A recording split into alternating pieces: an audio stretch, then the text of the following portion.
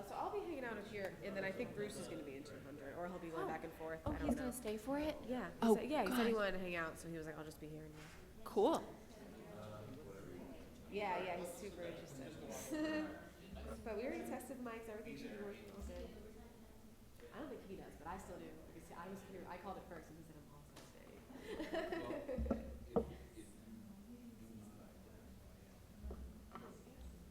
Oh my god. That's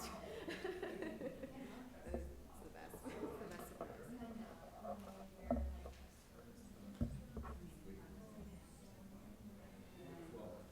Yeah. And I'm not really a bag person, so I have to become a bag person. I hate that.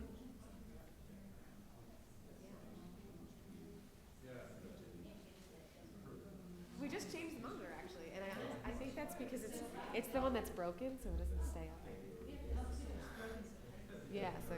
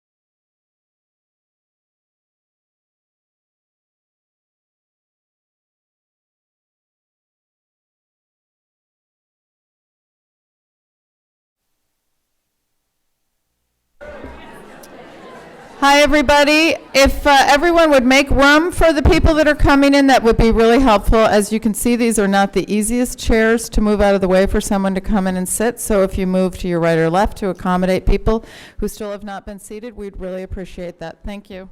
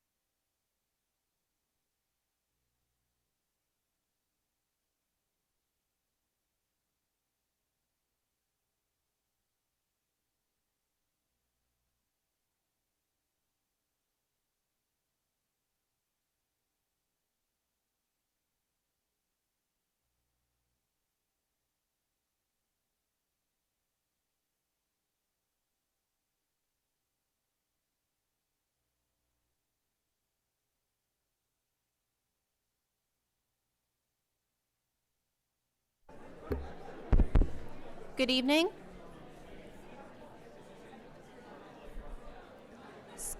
Excuse me, everybody. We're going to get started in just a minute. Good. Okay, we can wait until the end for that. Good evening. Welcome to Community Medical School at the UVM Lerner College of Medicine and the UVM Medical Center. In just a moment, I'll introduce Dr. Ratu, who will be introducing our speakers for the presentation tonight.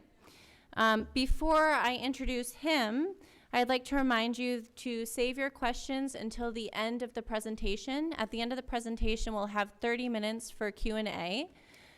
Please do not ask your questions until you have a microphone in your hand. We will be handing out microphones. So please give a warm welcome to Dr. Ratu.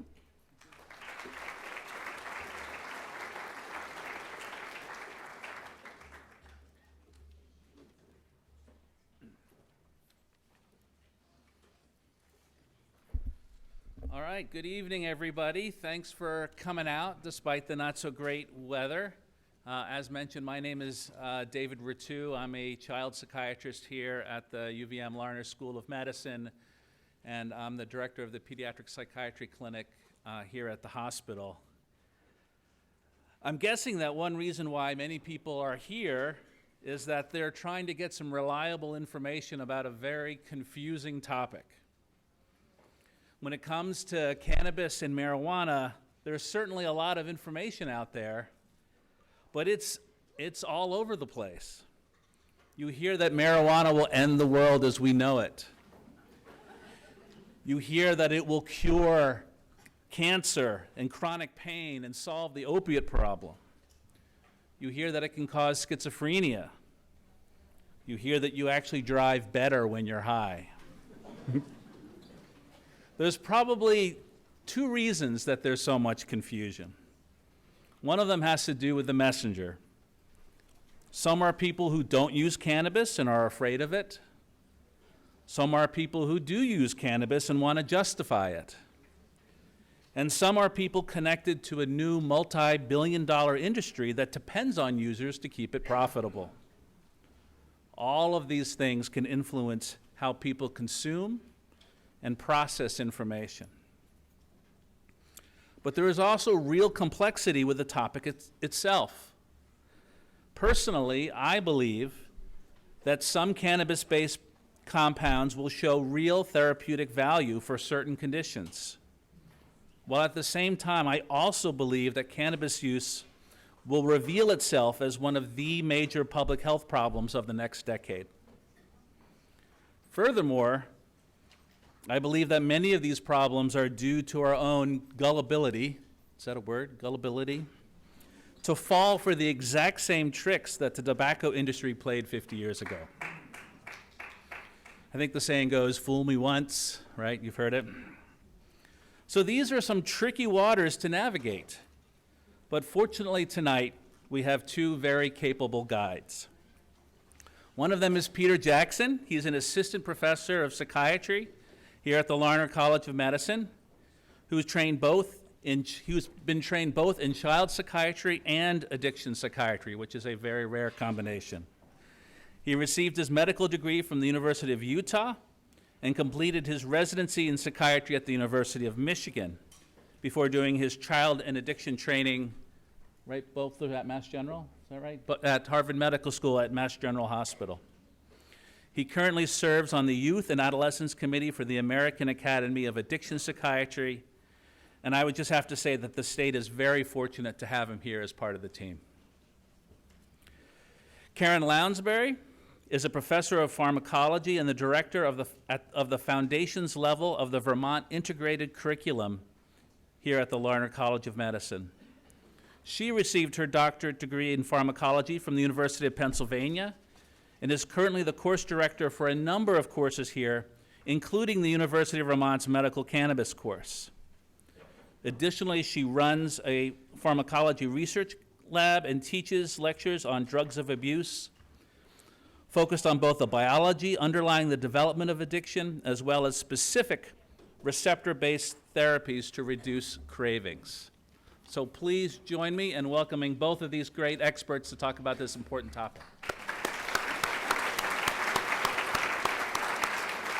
And I think we're going to start with Dr. Lounsbury, and I think I'm supposed to turn this off, so you can use that mic. Good evening, everybody.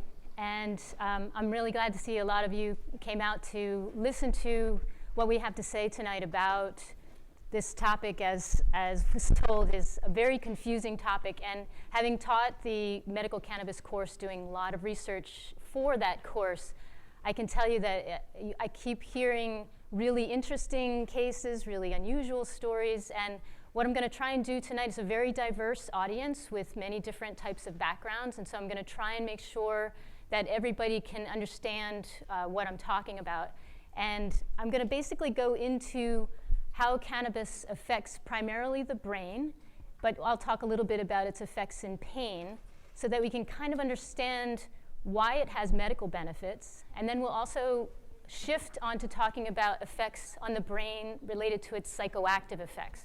Why can something that has psychoactive effects also treat pain? So that's going to be my section, and then the next section is going to be by Dr. Jackson, and he's going to talk more about child pediatric specific development of the brain and how cannabis has its effects on the developing brain. So before I get started, I do want to make a disclaimer that we are both members of the University of Vermont faculty, and that the materials we present really represent our own research and views and not necessarily the views of the University of Vermont. And I will talk about a few pharmaceutical agents, and I'll present them according to their FDA approvals, and I have no financial interest to disclose related to that. Okay, so first I'm going to talk about the effects of cannabis on pain and pleasure pathways. And I title it Cannabis, but I'm really going to talk about cannabinoids because there are different chemicals within cannabis that have different effects on pain and pleasure pathways. So the big question is cannabis a medicine or is it a drug of abuse? And it really can end up being both. There are proven medical values and also proven abuse issues related to cannabis. So first I'll talk a little bit about the plant itself. So cannabis sativa produces many compounds that they're secreted by these little trichomes in the flowers and the leaves, primarily in the flowers. And what they've found through culturing and doing different breeding is that the most amount of cannabinoids are produced in frustrated flowers, meaning flowers that aren't able to get pollinated. And so the plant will make more flowers of the female plants, and they produce more and more cannabinoids. So that suggests that the reason why the plant is making these cannabinoid chemicals in the first place is to try and get sticky so that the pollen will stick better to the flowers. That's the best piece of evidence we have from the botany side of it. There's a lot of different strains of cannabis, and we know that they have different levels of the biologically active components. Hemp, as well as sativa and indica strains of cannabis, are really the same species of plant, but they produce different types of chemicals. That's why they look somewhat similar, and they can interbreed with each other to form different types of strains. So talk a little bit about the biologically active cannabinoids that are found within cannabis. Cannabis produces over 100 cannabinoids, and this is really a treasure trove of potential chemicals that could have some medicinal value. There's not very much known about them, except for two compounds, the delta-9 tetrahydrocannabinol, which is THC. This is it activates CB1 and CB2 receptors, which I'll talk about in a little while.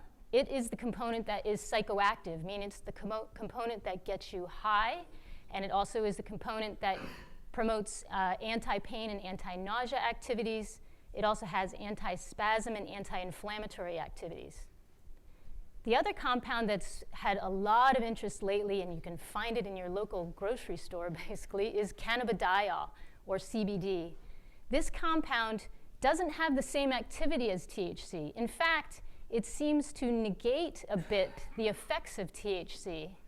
And it's thought that its effectiveness as a pain reducer and an anti-seizure activity is either through this activity of blocking certain types of channels that are found in the brain and also affecting serotonin receptors, which are called 5-HT receptors, and having effects on anxiety.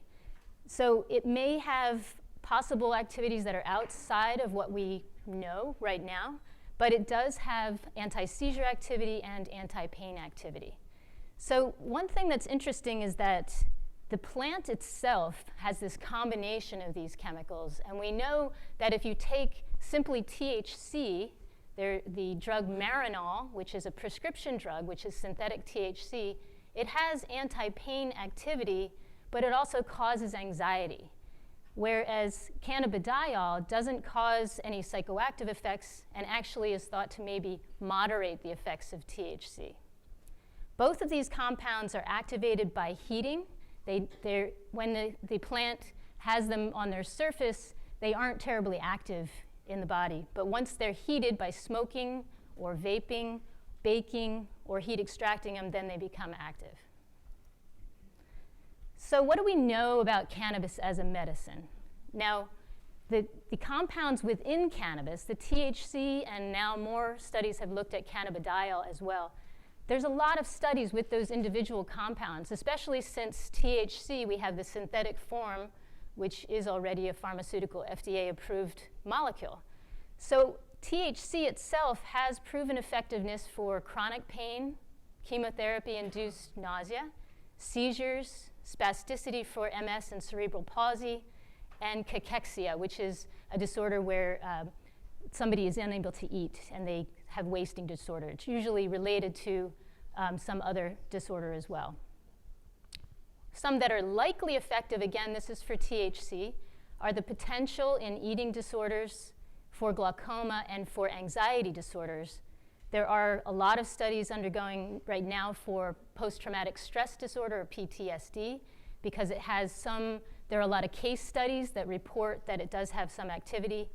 As of right now, we don't have any proven clinical trials that have really been harsh enough in able to tell whether it's really active at PTSD. There are some proposed effects from individual case studies for use in addiction to prevent opioid addiction or to treat opioid addiction, in Parkinson's and Alzheimer's because it has neuroprotective effects, in inflammatory diseases because it affects the immune system, and in cancer. It's already been approved the THC has been approved for use in cancer for anti-nausea and anti-pain. However, there have been some studies that show that it may have effects on the cancer cells themselves. But I will point out that these studies are very early. They're done on individual culture cells of cancer. We don't have any studies that have proven any effectiveness in humans for the treatment of cancer. So please, I urge you not to give up treatments to use cannabis at this point for treating cancer.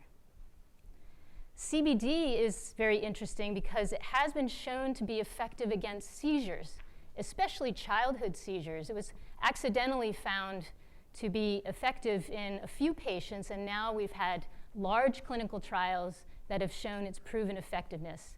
And we have a recent medication, Epidiolex, which is cannabidiol that's extracted from cannabis, that is now FDA approved for some childhood seizures. But what I will say is that what we have for whole plant cannabis is very small. We don't have very many studies. There are some that show effectiveness in pain and some that show effectiveness in nausea, but because of all the restrictions in doing clinical trials with whole plant cannabis, we don't have much information about its medical use. We have a lot of information about cannabis and its effects on addiction, however. So what I want to shift to now is how your body uses these cannabinoids. So we're talking about THC binding to these receptors and getting you high and also blocking pain. How does that work? So what I have over here is this is the structure, the chemical structure of THC. And it doesn't really mean all that much as far as, I'm not going to try and say, oh, well, this hydroxyl group does something. It's more to show you that its shape. This is what your body makes. It's called anandamide, and there's another chemical called 2-AG.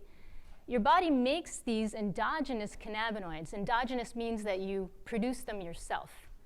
So when you have a strong signal by your nerve cells, you release compounds that activate the pain signal. And one of these receptors, it's a glutamate receptor, will bind and it produces a signal that leads to the production of these endogenous cannabinoids, such as anandamide. So really, they get released by your own nerve cells to shut off the pain signal. So it's as if this signal is too strong, they get produced and it turns off the signal. Does anybody know of another endogenous compound that has a similar type of effect that gets released when there's overactivity of pain signals? Endorphin, exactly. So endorphins are your endogenous opioids. So when your nerve cells get hyperstimulated, you have a release of your endogenous opioids like endorphin, another one's called enkephalin, and they shut down the pain pathway. So these actually act in somewhat of a similar fashion, but the receptor is very different. So opioids cannot activate cannabinoid receptors, and cannabinoids cannot activate opioid receptors. So they are separate, but they have some similarities.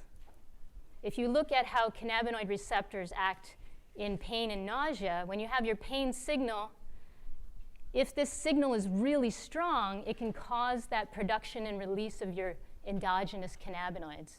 So those receptors that are responding to the endogenous signal are what bind to the plant cannabinoids like THC. So instead of you releasing it yourself, if you smoke or eat or take a cannabinoid, it will bind to those same receptors and shut down the pathway regardless of whether your endogenous signal is activated.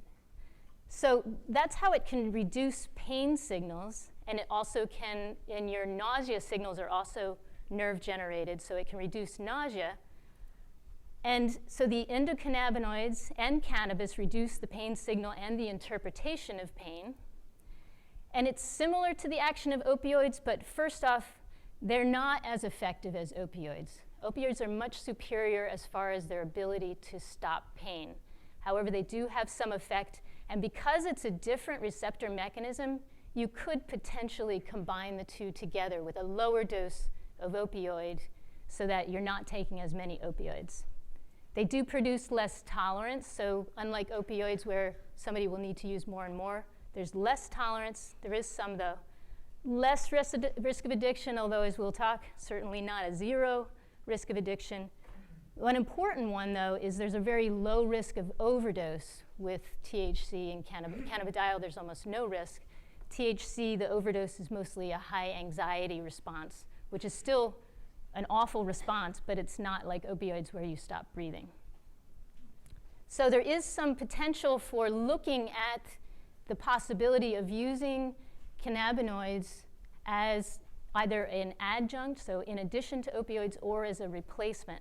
But I will say there are a lot of studies ongoing right now, but we don't have really a lot of evidence to support it, and almost no evidence to support whole plant cannabis as a replacement. So next I'll move on to intoxication. So I talked about the pain signal being reduced, and the same thing happens to your nerves in your brain that have these cannabinoid receptors. So where are the cannabinoid receptors? They're in the cerebral cortex, so that's your thinking part of the brain. They're in the prefrontal cortex, which I'll spend a lot of time talking about, because this is the area that most of the psychoactive effects reduce signaling to the prefrontal cortex. They affect an area of the brain that's important not just for learning, but also for being able to keep track of time. They have an area of the brain, the hippocampus, which is important for memory, gets turned down, and the cerebellum. So those are the major areas that you have receptors. And this intoxication is attributed to THC component within cannabis. So the head rush and euphoria associated with it is related to an area of the brain we call the reward pathway. It's an area in the middle of your brain that stimulates the prefrontal cortex and the cortex and makes you feel that high sensation. Appetite increase is because of effects in the hypothalamus, and decreased attention and sedation effects are because of the hippocampus and signaling reduction to the prefrontal cortex. The altered perceptions and hallucinogenic effects of THC are because of that reduction of the prefrontal cortex. So the way the prefrontal cortex works is it's really how you take in information and process it based on how much you've learned. It gives you the awareness of the senses in a different way, distorted sense of time, a preoccupation with distractions, and it's also the source of where the giggles come from. So the prefrontal cortex is really active to new experiences. So when you get a new learning activity and you process it and you think it through, especially if it's something that really affects you. Like, if an event has happened, like a really influential event in your life, you will remember things better about what had happened at that time. And that's partly because your prefrontal cortex gets hyperactive and it helps you to engage in long-term memory. So you have your planning and organization, or your working memory, and also your ability to take in the environment. Selective attention. So the very first time you ever drove a car, you were probably looking all around. I don't know if you remember, I remember just teaching my son not that long ago, and he was just so distracted by everything around him. But then as he got more experience, you learn that what you should pay attention to. So that selective attention and noticing a change in your environment is really part of the executive function of the prefrontal cortex. And creative problem solving as well. So I'm focusing on the prefrontal cortex because it's that signal that really gets primarily affected by THC in the brain.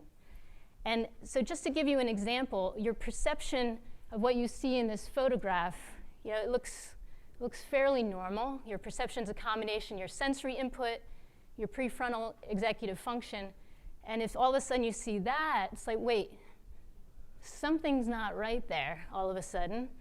There's something that doesn't fit with what I have learned so far. So that's where your prefrontal cortex comes into, and you can distinguish when something's wrong in the environment. So there are other activities besides getting high that reduce the activity of the frontal cortex. That would include meditation, intense exercise, or the runner's high. It's thought to reduce activity in the frontal cortex, primarily because you're shunting activity from your higher cognitive centers, and it affects the prefrontal cortex. Daydreaming, and you're just off, which is very similar to meditation as far as what happens in your brain. You're disengaging the frontal cortex, and you can still perform very complex activities when you aren't even thinking about it. Have any of you ever driven somewhere that you drive all the time and you have no idea how you got there? It's because the other areas of your brain, your basal ganglia, can autopilot you without really engaging your prefrontal cortex. And then if a car all of a sudden pulls out in front of you, you can snap back into having activation of the frontal cortex. So these are all important functions that your brain has that when under the influence of THC, you're removing, it's almost as if you're in a daydream when you're under the influence. So drugs of abuse that reduce cannabis and opioids are both drugs that can affect the prefrontal cortex. So what does cannabis do to attention? There are some controversies over what effects cannabis has on driving ability. And what I'll point out is that your peripheral attention is definitely reduced when your frontal cortex is reduced by THC. So you can become absorbed in an object. Say a butterfly is floating by and you're driving. You might get too absorbed in that object to notice that a little kid has run out in front of your car. And so it can be an exclusion to everything else. Both short and long-term memory impairment occurs, which can affect your ability to drive. And your image perception, because of the hallucinogenic effects, can also be changed by THC. Now, motor coordination is the primary reason why there is that conception that it doesn't impair your driving, because THC and cannabis effects in general don't cause a lot of change in motor coordination. So somebody might be able to pass a field test for sobriety, for example, but they could still be impaired with respect to being able to drive. So one fact down here based on statistics is that states that have legalized recreational use do have an increase in car accidents. And especially if there's a combination of alcohol and cannabis, which is much higher rate in states that have recreational cannabis. Because in states that don't, it's generally either patients are under the influence of cannabis or alcohol, not combining it as much as in states that have recreational. There is no significant difference in the fatal car accidents with legalized cannabis, but obviously it is having some effect on ability to drive. So when we talk about this frontal cortex impairment, I want to give you a little test to see how your frontal cortex function is working. So to demonstrate how you might be affected under the influence, I want you to identify the color of these words in your mind. And if you're colorblind, I apologize, but you'll just have to. So that's pretty easy, right? Now, what I meant by distractors and not being able to defocus on a distractor is now try to identify the color of the words. It takes a lot longer because now you have a distractor. You have a word and you have a color. And so when you read the word red, it keeps you from wanting to say blue. So this type of a task, if somebody's under the influence of THC, it will be really difficult for them to do this because of that distractor effect. So one possibility of a field test, for example, for intoxication would not necessarily be just, you might do a motor coordination test, but to also do something like this. Unfortunately, different people will have different abilities, so I guess you'd have to take a base test when you get your driver's license and then take it again or something. But that's to give you the example of how you have a delay in completing a test like this. So how do we put cannabis addiction in perspective with respect to, I talked about the possible, the medical effects, proven medical effects. How does that come into play with addiction? And what I want to do is, because there is such a strong belief one way or the other for people with respect to addiction to cannabis, I want to put it in perspective with the other drugs that are addicting. So we have approximately 30 million drugs that we know already, and I'm sure we will have many more, and only about 100 of them are addicting.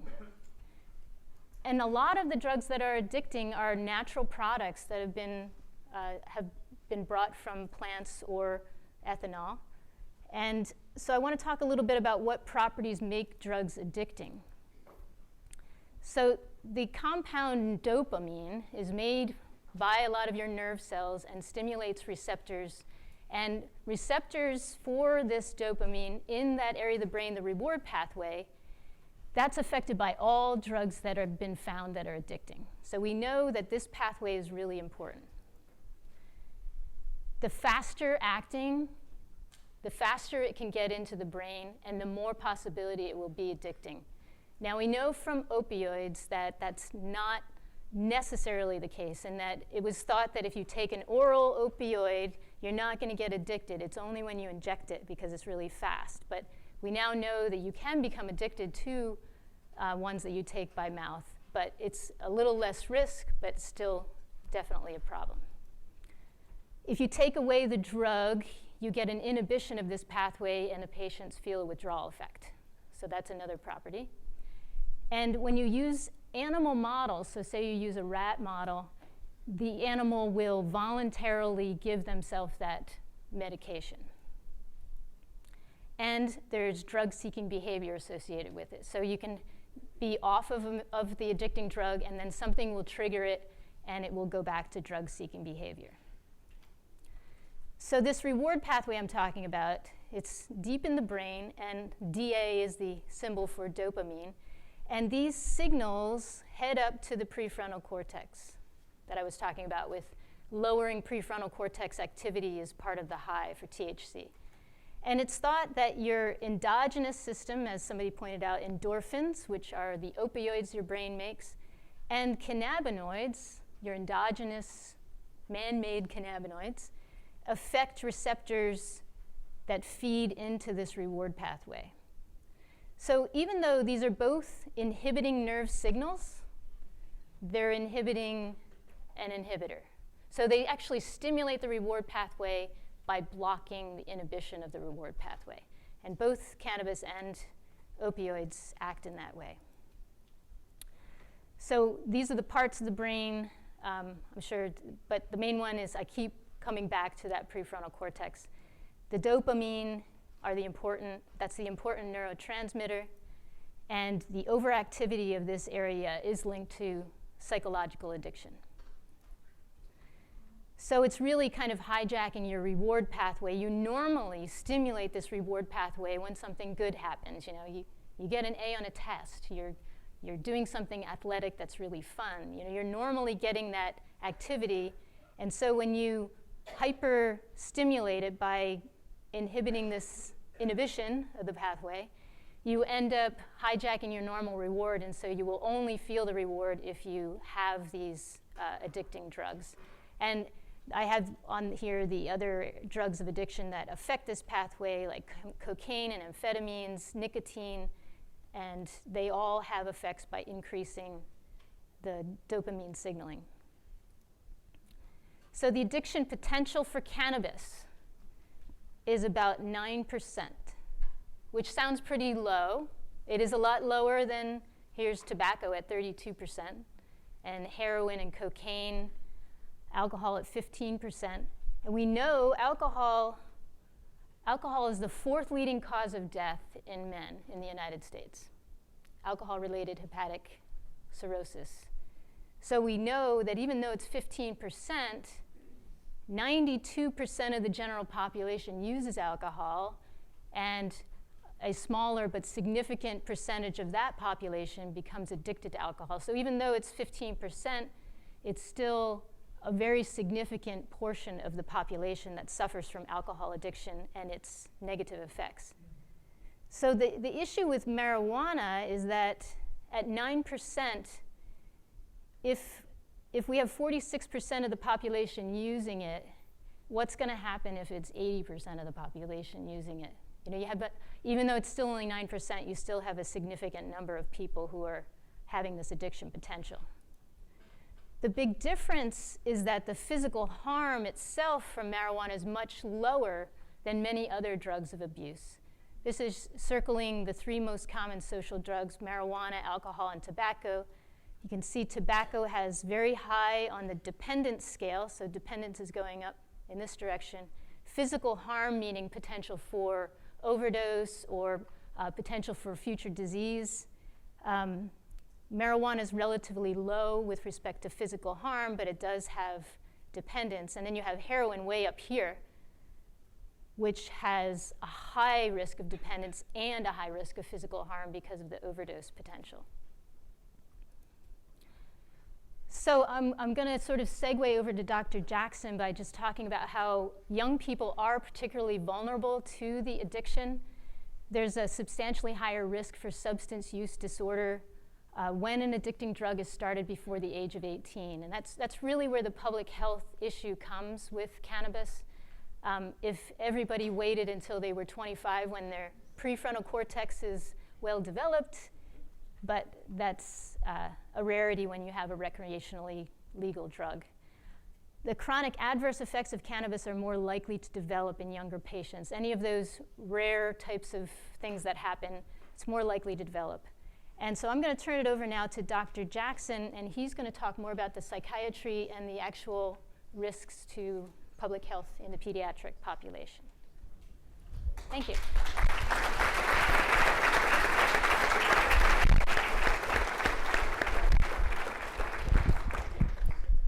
All right. Does the volume seem okay on the microphone? Okay. Do we have any teenagers here tonight? High school? Any high school students? Okay. So sometimes I feel like as a child and adolescent psychiatrist, I'm sort of like the equivalent of the Lorax. Like I speak for the kids.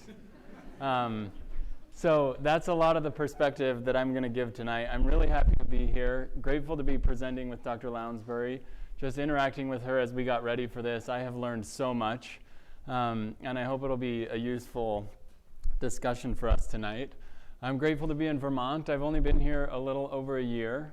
Really excited to join the faculty here, and I love the child psychiatry folks that I work with. I spend just so you know, clinically, I spend about half my week working in inpatient and outpatient child and adolescent psychiatry, and about half my week working in our addiction treatment program at UVM. So, which direction does this go? There we go. Okay. So this is just the outline that I wanted to talk about. I'm going to talk just a little bit about the trend that's happening nationwide and in Vermont.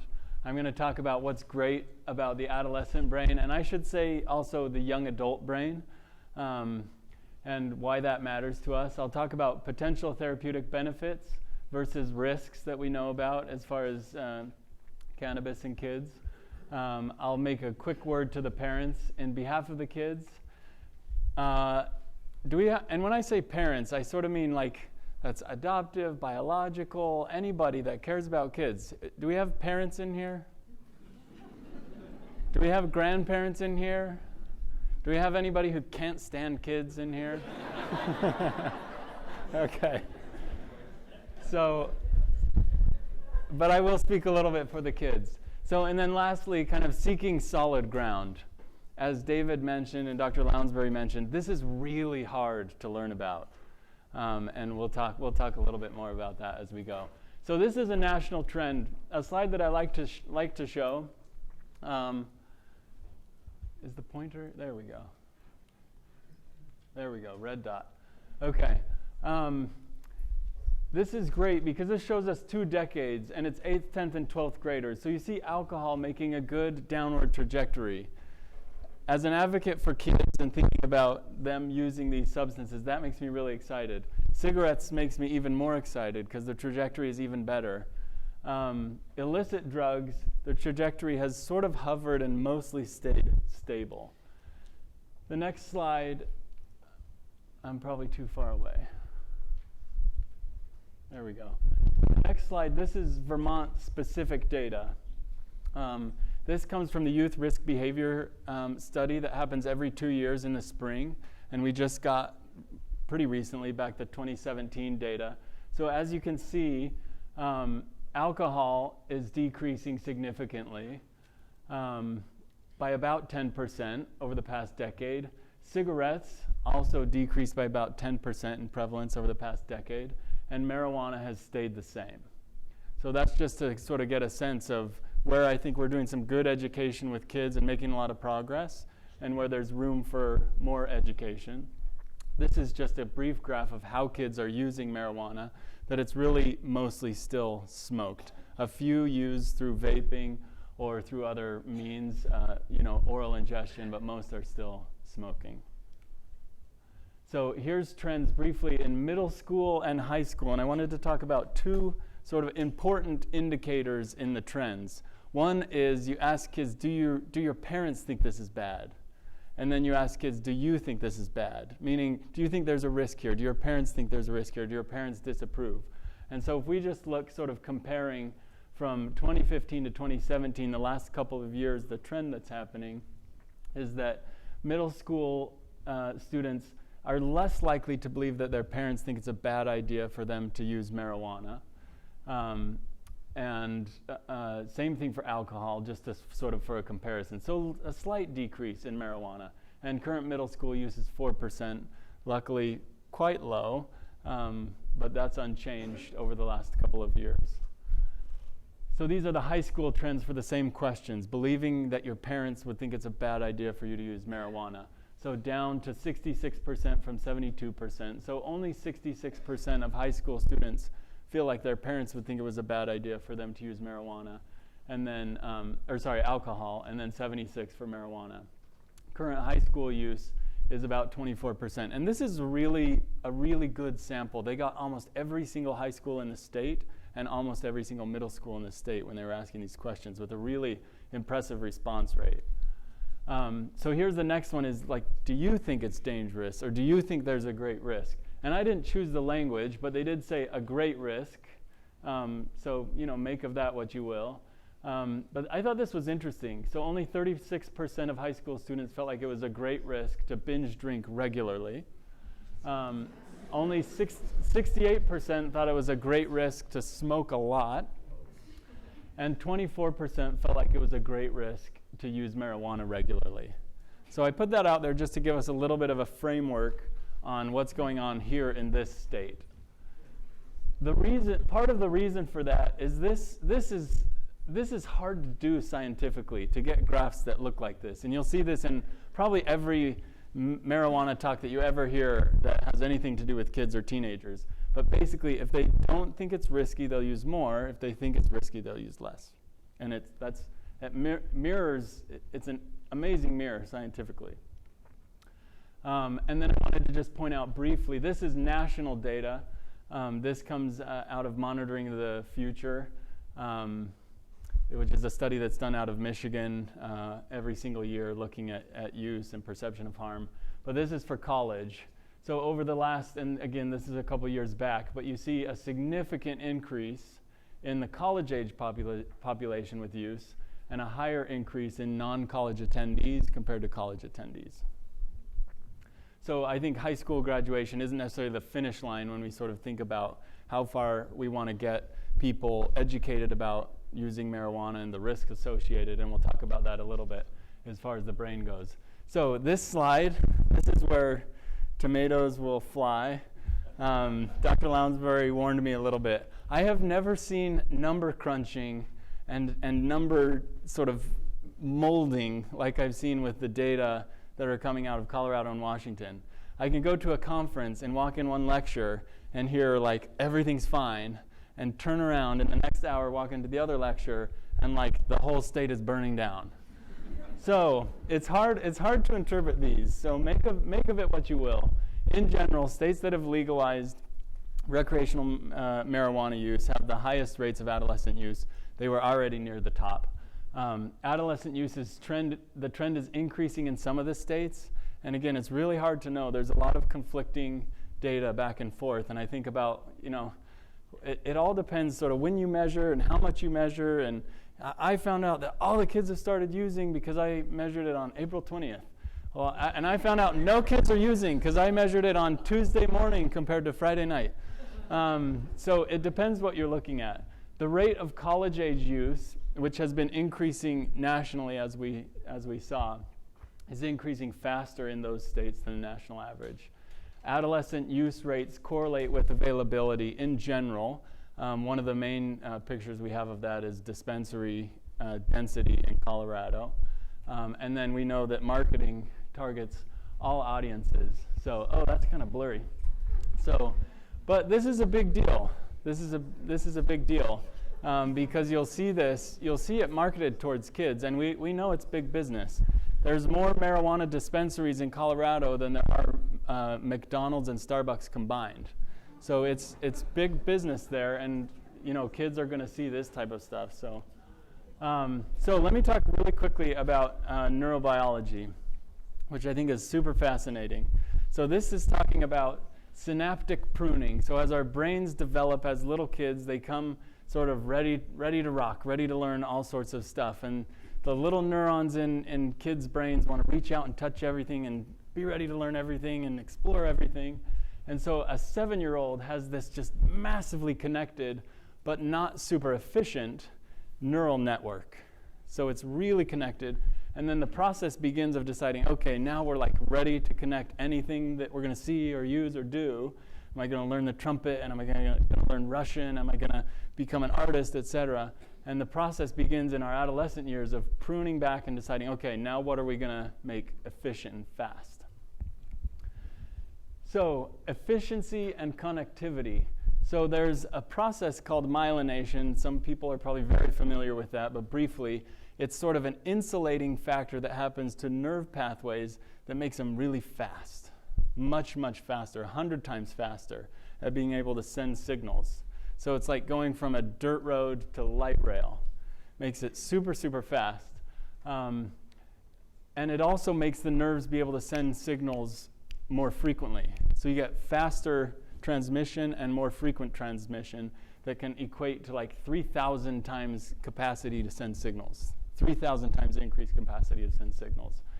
This happens, this efficiency and this fastness happens in the limbic areas of the brain, which are like our drive, our gas, before it happens in the frontal lobe, which is more like our steering and our brakes. Jay Geed, who's an author, I love reading his stuff because he always emphasizes the adolescent brain is not a broken brain and it's not a half-baked adult brain. There's reasons why we want there to be sort of drive and maybe not as much steering and brakes. There's evolutionary reasons for that, and there's good reasons for that. We want separation, or else we'd all be 40-somethings living in the basement of our parents' house. We want exploration, or we'd have a whole bunch of inbreeding. So we want this to be happening. It's very normal, and it's very good for us in a lot of ways. But you'll see that there's approximately, this thing does not work very well.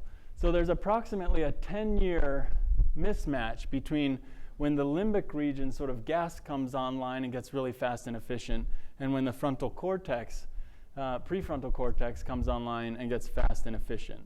So that's a danger zone.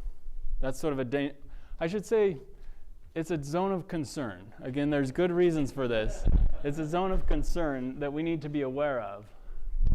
So, and this data is really important for us to know about. This is across all substances, but it holds true for every substance when it's tested separately. So if your first use of drugs, I'm trying to get rid of this. Okay. If your first use of drugs was before you were 15, the likelihood of developing a substance use disorder is 6 to 7 times higher than if your first use of drugs wasn't until after you were 21. So, different studies have shown different numbers, but your risk of developing a substance use disorder or a cannabis use disorder is much, much higher in those who have started to experiment with or use or be exposed to cannabis in their teenage years. And we saw that about 9% on average of adults, the numbers of those who are likely to develop a use disorder is a lot higher in kids.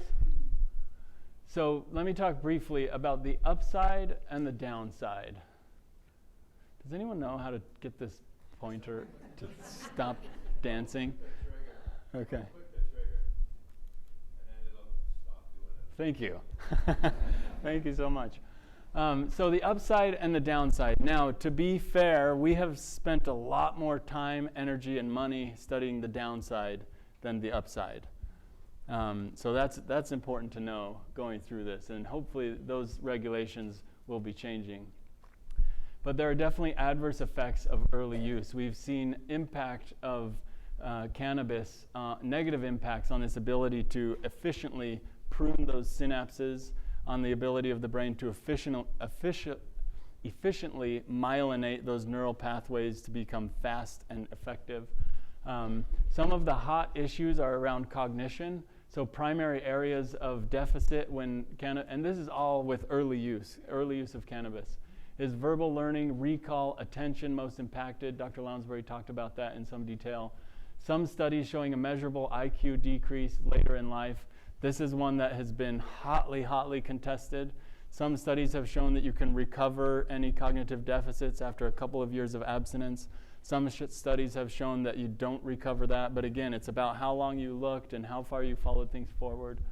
There is a strong association with an increased incidence of psychosis when kids use early. And there's a lot of research going into that as to why that would be. Again, an association, the research chooses its words pretty carefully. An association is different than a causation. That means there's a lot more learning for us to still do. So increased likelihood of anxiety disorders, increased likelihood of depression, again, when use starts early on. And then amotivation is one of the things that's been noted most in adolescence, and there's a lot of potential explanations for this, but Dr. Lounsbury talked about the dopaminergic system, and when you get those sort of high charges of dopaminergic tone, it's hard from something that's not our natural system, it's hard for our natural systems to keep up with that. When you've used something that's like a floodgate of super high intense pleasure, it's hard for getting an A on a test to be quite that exciting anymore. So short-term effects of use, and Dr. Lounsbury covered this pretty well. Similar studies shown in kids compared to adults. Inattention, decreased reaction time, double the risk of a car accident, short-term memory impairment, long-term use, decreased white matter integrity. White matter comes from those neurons getting layered with that insulating stuff, myelin. Poorer connectivity, poorer attention, processing speed, working memory. Again, do you recover that if you abstain? That's a research question that's being asked right now. And then impaired memory. That's some of these things you can see on an anatomical level, such as decreased hippocampus volume in adolescents who have used heavily over a prolonged period of time. So these are kind of hot topics. There's a little bit redundant, but cognition, motivation, and psychosis. I wanted to add a little bit more that you can have in the slides on those. So medical use of cannabinoids in children and adolescents. We have a long way to go on our learning and our research, and I want to make the what I'm thinking as the fruit salad analogy. Dr. Lounsbury mentioned that within cannabis, within the whole plant, there's all sorts of active chemicals. There's all sorts of active chemicals that we know nothing about. There's all sorts of cannabinoids that work on those receptors. And so what we're trying to figure out is if cantaloupe helps you not have kidney stones, then let's study cantaloupe for kidney stones, not fruit salad for kidney stones. Because maybe watermelon causes blindness and grapes cause hangnails. So who knows? But that's kind of where we're at. And so when you're reading this stuff, when you're looking through the literature, it's really important to ask yourself, what are we talking about? Are we talking about the whole plant? Are we talking about something that's already been pulled out, purified THC, purified CBD? And that'll help a lot as we're reading through the literature to know what we're talking about. Because as you'll see here, marijuana, the whole thing, isn't FDA approved for anything in kids. No FDA approval. But there is some evidence that certain parts of the plant, certain cannabinoids could be beneficial for kids for certain things. So right now, there's a certain type of seizure disorder, two of them, Lennox-Gastaut seizures and Dravet syndrome. This is a small minority of seizure disorders in kids, but as Dr. Lounsbury mentioned, Epidiolex, it's a purified form of CBD, was approved just pretty recently for pediatric use. Some other areas where we have a stronger signal of potential benefit is for chemotherapy-induced nausea and vomiting. And weaker signals are in there, and pain is in there too, I apologize. So there's some mixed signals about treatment of pain in kids, weaker signals and anecdotal stuff, Tourette syndrome, spasticity, neuropathic pain, PTSD. So we'll have pediatricians sometimes ask us, what do I tell parents who come to me asking about if this is going to be an option? They're desperate. They've tried so many different things. Their child is still struggling with a different condition or that or the other. Right now, the benefits that we've seen have been in pretty small studies, and so we have a long way to go. There was a really good review just done in the journal Pediatrics. So good review in a good journal that talks a lot about it. They pulled, I think, 22 articles, and 17 out of the 22 articles didn't have a control group, which is a pretty important part of medical research. I'm not saying that it's just where we're at.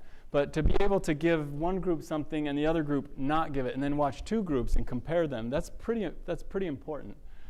So we're really in our infancy as far as the research goes. And there's a reason for that. It's not because we've been lazy. There's political reason for that, and we'll talk more about that briefly. I just want to check where we're at. Okay, because I want to make time for the question and answer, because your contributions will be very valuable.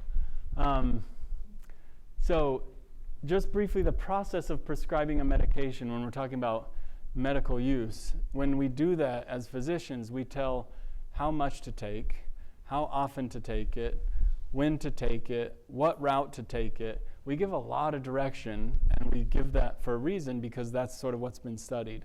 And so those are areas where we just don't know enough yet. So I put up here just briefly sort of where I try to find a little bit of my ground, because and there may be varying opinions on this here. Some people will say this is just sort of what's what's keeping all the ingenuity down. But I've participated a little bit in the American Academy of Child and Adolescent Psychiatry on trying to come up with position statements. It's like tons and tons and tons and tons of reading and research and thinking and revising goes into making a paragraph this long about what does our association think about cannabis and kids. So you'll see a pattern through all of these that most of the medical societies in the country, including the American Academy of Pediatrics, oppose medical marijuana outside of an FDA process. They oppose legalization for recreational use, support research, and this is a big thing, is moving it from Schedule 1, which has prevented a lot of research, to moving it to a different schedule so that it's more accessible to research. Advocate for strict enforcement of rules against marketing, rules against the sale to children with a 21 age minimum. And if you are asking me, sort of from what we see about myelination, the farther we could push that forward, 22, 23, 24, you're going to be in a lot safer territory as far as risk of addiction. Opposing smoking in any form, and then discouraging use of cannabis in the presence of children. And then the American Medical Association, I included the position statements here. These are the most updated position statements, one about research in cannabinoids and one about legalization for medical use. And so again, both of these support, let's find a way to study this more effectively. Let's pull back the restrictions that have made it really hard to study. So we're left wondering, we know about all these risks, and again, we've learned more about the risks than the benefits because that's where time and energy and money has been spent. And now we're going forward to learn what are the characteristics of exposure or use that convey the highest risk. So if we're going to try to explore this as a medical option, and if we're trying to think about this and just preventing the risks of a recreational option, what are the aspects that convey the highest risk? And I highlighted age of onset of use because that's something that we are seeing again and again and again and again. The earlier you use any substance, because your brain is still growing, it's still learning, it's ready to learn the trumpet, it's ready to learn Russian, it's ready to learn soccer, and unfortunately it's ready to learn substance use disorders and addictive patterns. It's more ripe for all of that. Teaching, nurturing, protecting. Briefly, just a thought coming from myself as a child and adolescent psychiatrist. We tend to think that young people don't care what their family thinks. It's sort of colloquial, like they're not going to listen to you whatsoever. They're only going to care what their peers think. Research tells us that that's not accurate, that adolescents really do care what their families think, and parents' impressions, parents' roles are really important in their perspective of what's safe and what's not safe. This is from Diana Baumrind, who talks in sort of a simplistic way about thinking about how we parent. We can have high expectations or low expectations, and we can be warm and fuzzy, or we can be cold. And so the place that is the most protective, and it's overly simplified, and whoever has kids knows there's not just 4 ways to parent. But the most protective way for kids is the authoritative parent, where they have high expectations, but they're also available and nurturing. I put this up there because it's a study that I really liked. It came from Ohio. It was done by a combined team from Harvard and UCSD, and they looked at this parenting style. They mapped out the social network, like who's who in high school, and whose parents in that social network have authoritative parenting style. So I put this up there, just like shout out for parents who want to work well, who want to be good listeners, who want to talk with kids, because what they found in this study is almost like a drop of food coloring going into a bowl of water. If you had, and this was for mothers in particular, if you had one authoritative mother, you could watch that influence spread, not just to her own kid, but her kid's social circles, in decreasing the risk. And this graph specifically was for marijuana use, and I'll spare the time of talking about what the circles, squares, et cetera mean. I just wanted to remind me to reference this study. So I included a couple references just talking about positive parenting. There's some really good stuff out there, not needing to reinvent the wheel. How do I talk about this with my kids? Well, there's a lot of people in here that have kids or have grandkids. So talking early, talking often, talking when things are calm, not talking about it when it's a spat or when it's angry or when people are hyped up, telling them what you're worried about and actually speaking up. ParentUpVermont.org, that's a good resource that's state specific. They have a free marijuana talk kit for parents that are really terrified. I don't know how to do this. I don't know what to say. So that's useful. Here are some warning signs thinking about the use for kids. Acute mood changes, acute changes in school performance, changes in friends or sort of becoming isolative and not wanting parents to know who their friends are, changes in concentration and memory lapses. I add this in to show that the heritability of substance use disorders is very high. So if substances have become problematic for members of the family in the past, then it's really important, it's extra important to talk with kids about the potential risks that are going on. Marijuana falls right within there. So thinking about half of your risk is heritable of developing a substance use disorder, about half of your risk is environmental. So actions speak louder than words. Words speak louder than no words. Surprisingly, a lot of kids in research studies have said that they're not sure. Their parents have never mentioned anything about it.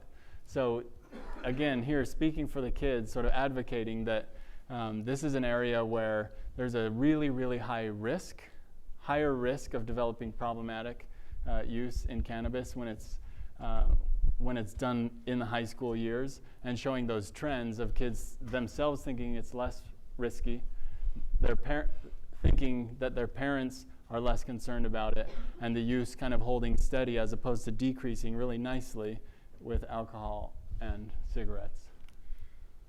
So, seeking solid ground. Hopefully this can prompt some of the discussion that comes up and thinking about how have we gotten here. Grassroots activism. Part of that is because there are people who have found this to be a really beneficial option and have found the medical and scientific community behind, slow, not able to produce the research to back that up. Again, partly because of restrictions. Pharmacological ingenuity. I think Dr. Lounsbury falls within this category. People that are a wealth of knowledge and learning so much about this system and trying to look for signals of benefit and going forward. Private profiteering. There, as we talked about, huge market, huge money in this area. And so what's happening right now is you see policy moving ahead of science, which is it's very clear that policy as far as medicinal use, policy as far as recreational use is moving ahead of science. As that happens, we move in a direction outside of this Venn diagram. We move lacking one piece of really making good decisions. So this was something that was hammered into my head in medical school, that evidence-based medicine is research plus your clinical experience plus what the patient wants, right? And so that's a really good place to try and find sort of safe ground. And moving towards policy while we're sort of waiting for the science to come along is where we're at right now. And so we need to catch up on it. And that's where I'll stop.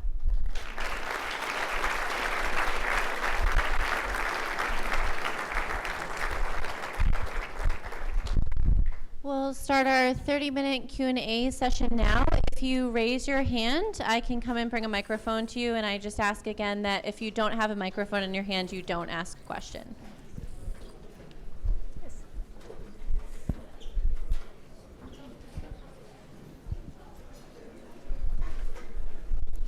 Marijuana is not a new drug. Wasn't there a lot of research done in the 60s and 70s? What was discovered then? Does it have any relevance to now? So the research that was done in the 60s and 70s was mostly done with respect to addiction. The medical marijuana studies are mostly done using THC because it was federally Schedule I, it was illegal to really study it as a medication. And so once they made a synthetic THC, that became FDA approved back in the 1980s for chemotherapy-induced nausea and pain because patients were self-prescribing cannabis, and it was Schedule 1, so there wasn't any way to really study its medical value. So most of the data that we actually have for clinical trials was with THC, and now we have some with CBD. There were a few studies done with smoked and vaped cannabis, whole plant cannabis, and they do parallel it with respect to the nausea and respect to pain. But we really just don't have enough evidence for whole plant cannabis to make a clear indication. But there are so many patients that are self-medicating with medical cannabis and have self-reported good effects. And some of the studies with, for example, addiction disorder, where patients are self-reporting that they're using less opioid when they're using cannabis. But the problem is that there's not a lot of funding available for those types of studies because of the federal restrictions. So it keeps coming back to that scheduling. If they make it Schedule 2, it's like an opioid where it's still going to be restricted, but we can do clinical trials. So there wasn't that much done for medical cannabis, whole plant, back in the 60s. And I guess I would add to that when we're looking back, right now we have so much more available to us on both the benefit side and the risk side. We have an ability to sort of isolate compounds more than we have done in the past. We have things available that can be studied. At the same time, on the studies of risks, we have a lot different product than we once had. The THC content in marijuana is on average increasing. The forms that you can use are changing all the time. You have butter and wax and shatter and all sorts of stuff that can have really different concentrations. And so even though we have some information, it's really important. It's something that we need to keep up with for both the benefits and the risks, because things are changing a lot.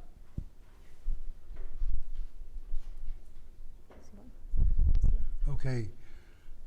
People have worked so hard for years to reduce the incidence of smoking and hopefully reduce lung cancer, and now smoking of marijuana is coming back.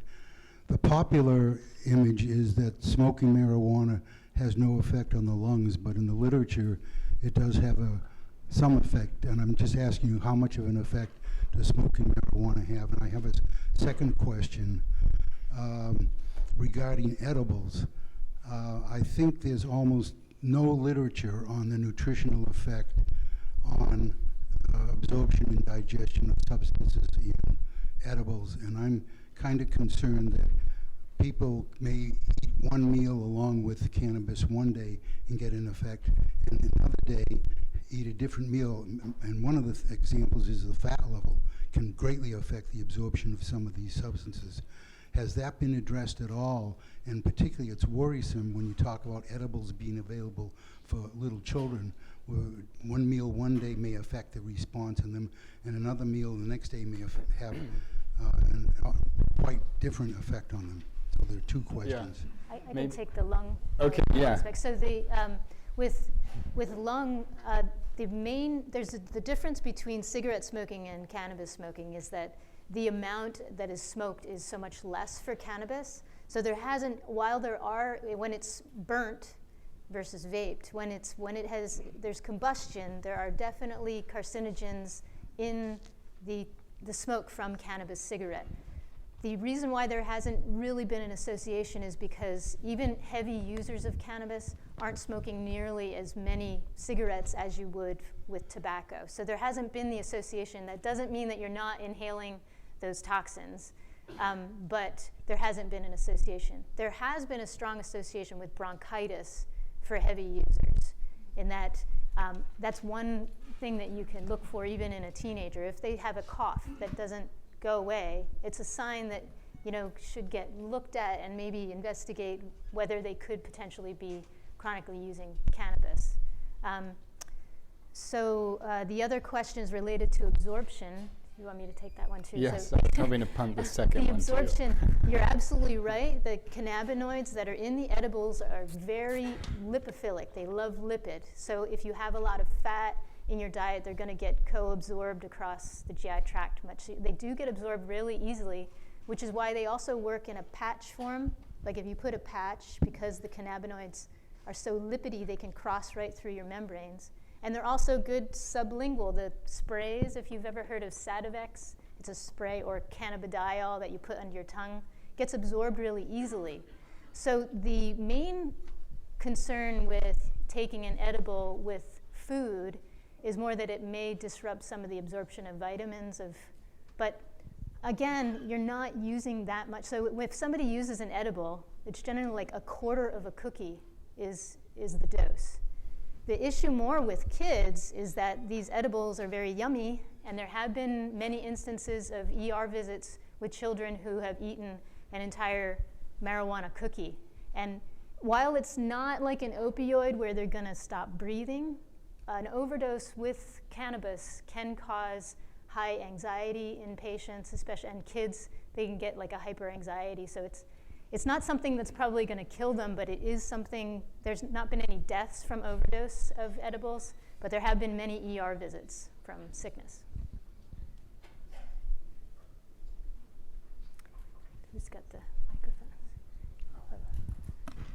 Okay, I'm Ann Taylor from Burlington, and I could probably spend at least 2 hours here discussing, okay? But I'm going to try to keep my list of questions to about 3 or 4.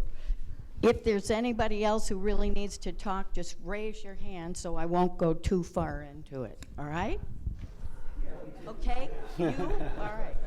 Okay, I would like to invite Dr. Peterson. Jackson. Well, I wrote it down incorrectly. That's all right. Okay, I'd like to invite you to no longer use the word marijuana because it's coming from the nasty movie 1930s Reefer Madness that threw cannabis into the evil garbage can for 90 years. And they picked it because it's Mexican, and they associated cannabis with the low-end Mexicans. Ms. Taylor, I am So- sorry. Can you keep it to questions only? We just want to be respectful of our other guests here who also have questions. Yes, but this is very yes. Okay. Okay. But it's important that we no longer use the word marijuana. It's cannabis, legally and scientifically. I do respectfully ask that we keep Okay, it to now, questions only. who is the doctor who discovered the endocannabinoid receptor system in 1990? Dr. McCollum. Dr. McCollum, it's in Israel. Okay, And I'll he was ask in you Israel. later. He discovered both the endocannabinoids and the cannabinoid receptors. Great. And they've since then discovered the CB2 receptor, which is in the immune cells, that is thought to be perhaps the reason why there's anti-inflammatory effects of the cannabinoids. Awesome. I work with pain management, and the CBD thing has been extraordinarily wonderful. Yeah,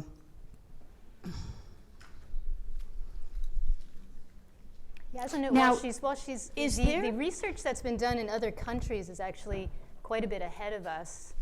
There's pharmaceutical company, GW Pharmaceutical, which actually they're the ones who got Epidiolex, the CBD, FDA approved despite the fact that CBD is a Schedule I drug. I don't know how they did it, but they somehow did it. And they have another drug called Sativex, which is in clinical trials, that is a combination of THC and CBD. Because I don't know if you remember when I talked about THC has a lot of side effects when you use it just by itself. Anxiety, some people get nausea. They don't like to use it. And that's one of the reasons why patients look to whole plant cannabis, because they don't like to take just THC. They don't feel good. It makes them, the psychoactive effects are not pleasurable. And so this combination has fewer of those side effects because the CBD seems to really temper some of the THC effects. And although it's in clinical trials here, stage 3, it's already accepted all over Europe, all over the Middle East. They've already accepted this medication for multiple sclerosis, for Parkinson's, for pain, for a number of disorders. So we do, I think his fruit salad analogy is good, because if we had these types of medications that were good combinations that actually work, and you can regulate how much dose is in them so you're not getting different strains with different levels of THC, then we could have some real medicines there. Do you consider cannabis to be an herb or a medicine? Oh, it's both. Okay, I mean, we have so many herbal medications. yes. I mean, where did we get aspirin? We got it from willow bark. You know, where did we get opioids? We got morphine from the poppy. You know, I just showed in that we get a lot of medications from herbs. And the receptor. We have other guests here who would like to ask questions, but you We can come down and we speak can with them at talk the after. end. Yep, We can thank talk you. after, too. Hi, I'd like to just make a point that in neuromotor disease, I know that the neuro unit at McGill is very aggressive about saying that cannabis, I was going to say marijuana, but I guess that cannabis is really was really all they had to offer, and very useful. And I know in anecdotally that was the case. I just want to make that point. And So I didn't notice that cannabis neuromotor for- disease was listed. Yeah, that would be like multiple sclerosis and Yeah. Parkinson's. And ALS and ALS, there's been fewer studies in ALS, Yeah. but there are a lot of case reports of uses for a lot of neurological disorders. And you know, one thing that's also interesting is that the cannabinoid receptors are much higher density in your brain than any opioid receptors. You have a ton of these receptors for these molecules, and we just really don't know exactly how we can use that system for medical benefit without having the risks of addiction for cannabis.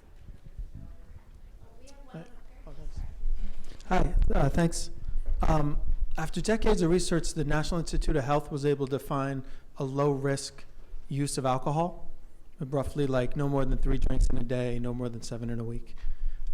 We're a long way off on the research side, but do you think we, other than none, we will get to a definition of low-risk use around cannabis? And could you begin to approximate where we might go with that? Do you want to take that one? Sure, yeah. I think that's definitely possible. I see that in clinical populations a lot. I think there are people that, I think research, we don't have it, as you mentioned, but I see that in a lot of the patients that I work with in the addiction treatment program that have had substance use disorders for other classes of substances and are able to keep their cannabis use at a completely moderate level. So yeah, I think definitely we can get there. I liked the slide that Dr. Lounsbury showed of sort of dependency risk versus physical risk, and yeah, cannabis is not as high as most substances that we treat in our clinic. So to that point, when we work in you'll see in the area of addiction treatment, you'll see sort of a wide range from abstinence-based programs to harm reduction programs. And I think that in general, we try to balance within our program looking at those risks. So cannabis use is not something that is an absolute sort of deal breaker for someone receiving treatment for an opioid use disorder. And I think it's good that it's that way, because we want to monitor, we want to monitor what's causing the greatest harm. And that goes a lot to just listening to patients that we work with and trying to get a good understanding of what's getting in your way and what's not getting in your way, and trying to understand what they want to be doing and what they want to have, what makes their life fulfilling. And in several patients I've seen, it's not getting in their way. Yeah. To add to that, it's like, if we could all do everything in moderation, we'd all be fine, right? But anything worth doing seems to be worth overdoing in the human population, which is really where you run into addiction problems. Hi, thank you. Great talk, so thank you very much.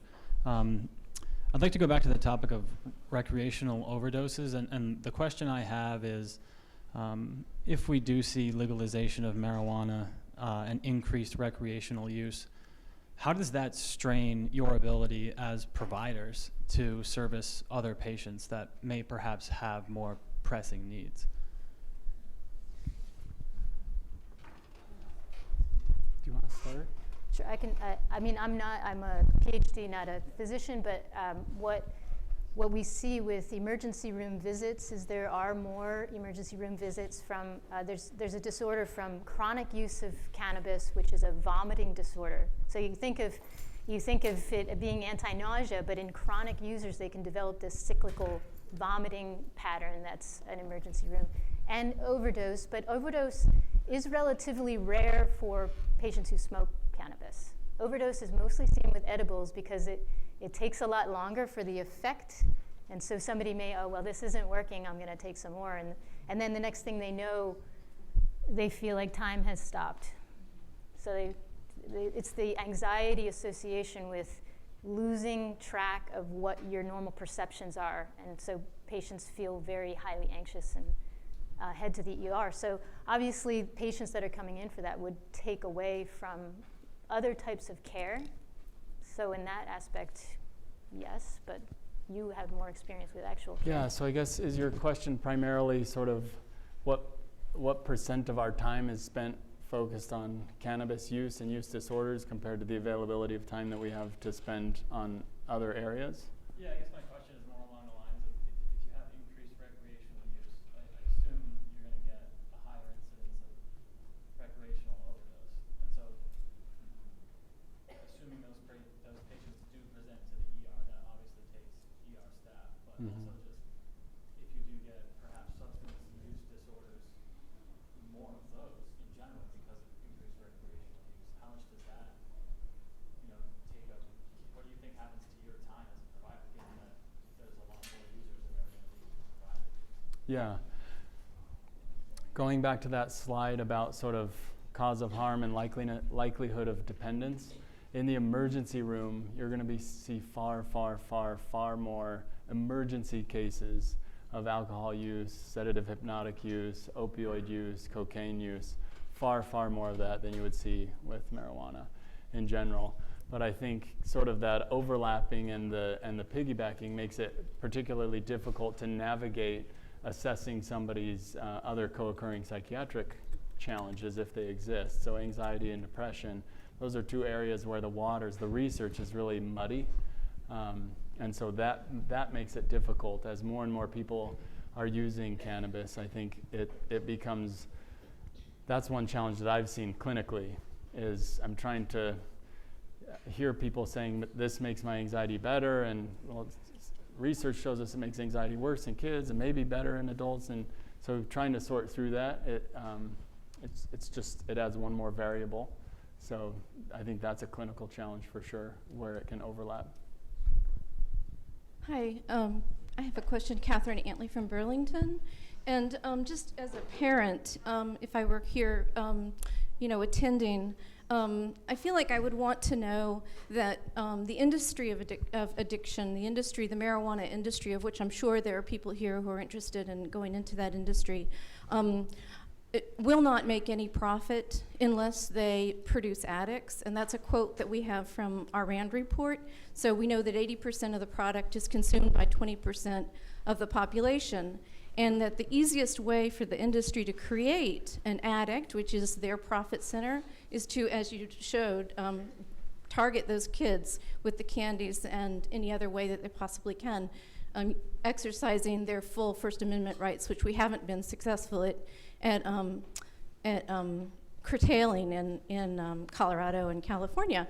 And so I'm really feeling like parents should really be, I really feel like parents in this situation, do you feel like parents in this situation should be warned that their children, as they're born, their brains are going to be the target of this marijuana industry, that they're really going to be throwing everything at them in terms of the advertising, but also in terms of the very high concentration of THC, which makes it much more addictive.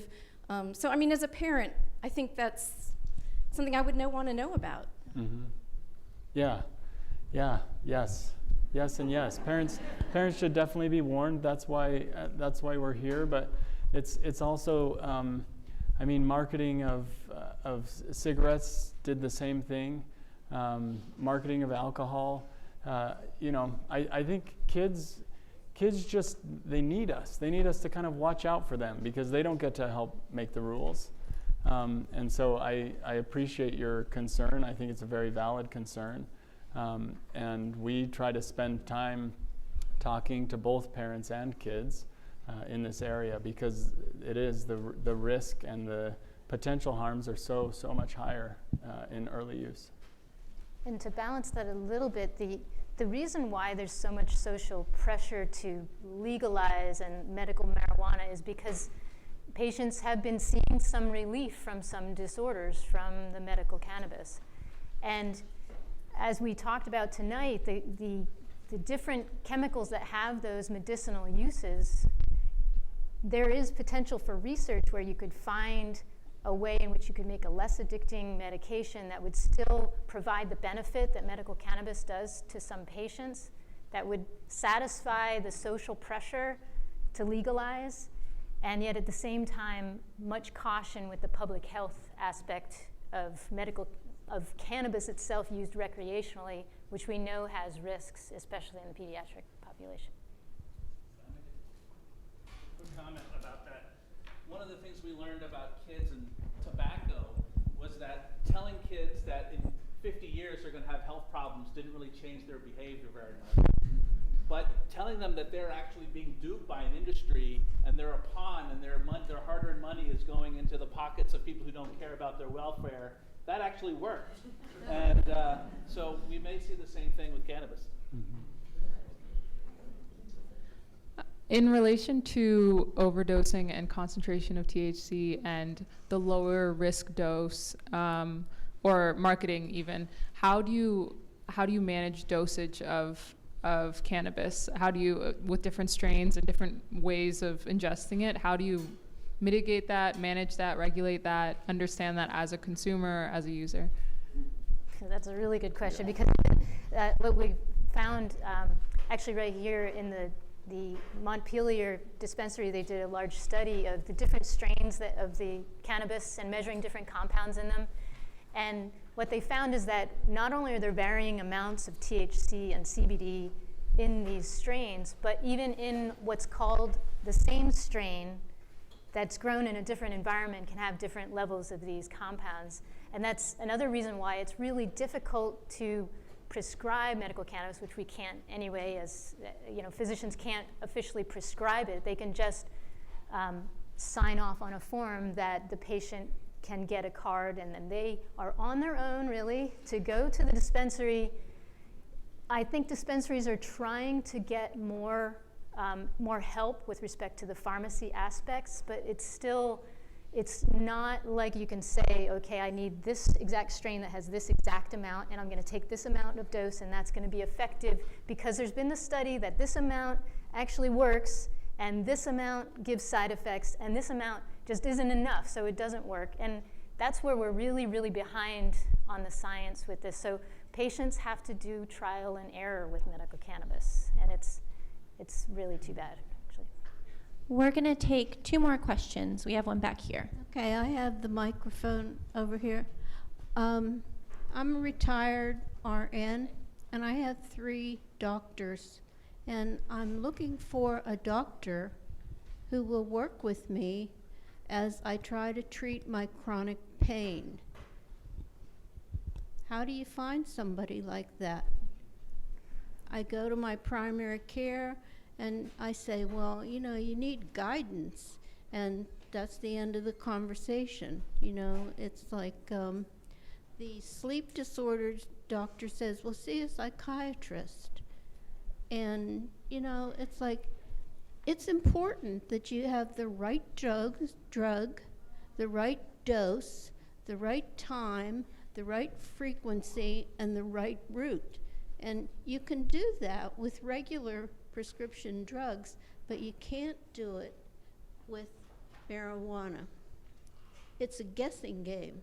It's very true. I think that, I'd like to treat my chronic pain, but,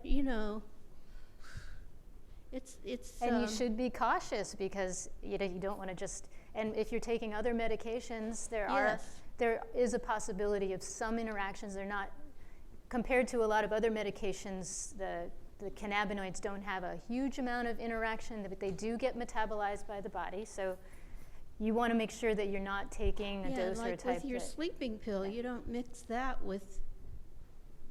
and something- I will stress again, it's at the federal level, the scheduling, if they just simply move it down to Schedule 2, the science can catch up with that. Okay, so how do we get it to Schedule 2?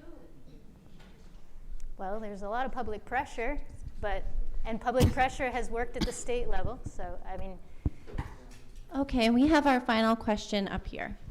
I was wondering, has there been any research looking at a correlation between cannabis use and the amount of screen time people are on their devices or computers? You know what I mean? I don't know of any. But I do think we know some about the addictive nature that can happen for some people with screen time, that similar pathways are involved. But I don't know of any specific studies in kids that show a higher association or a higher risk of cannabis use for a kid that uses X amount of time on the screens. I don't know. Do you know of any? I know there's a lot of clinical trial. If you go to clinicaltrials.gov and you put in the search term cannabis, 435 trials will come up. And about 2/3 of them are related to addiction or some kind of relationship with addiction. So I wouldn't be surprised if there was one that was associating cannabis use with addiction. The ones that are medically related are mostly individual cannabinoids that they're testing for different disorders. Again, very few. There are a few vaping studies with whole plant cannabis because the vaping reduces the amount of carcinogens, but still not very many studies. Right. We could do it. Yeah. Mm-hmm. He's suggesting that we could do that type of study right here. So the studies that are related to addiction, you can easily do those types of studies. It's the medical studies that are difficult to do. Thank you so much, everyone, for coming out to Community Medical School. We hope you'll join us on November 6th for Dr. Gilbert's presentation on diabetes.